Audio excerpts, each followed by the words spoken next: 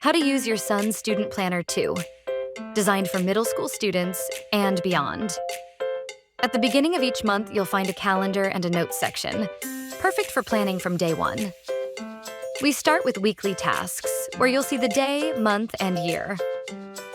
You'll also have sections with assigned colors for each subject, including applicable elective colors. For each subject, you can mark the materials you'll need for each task.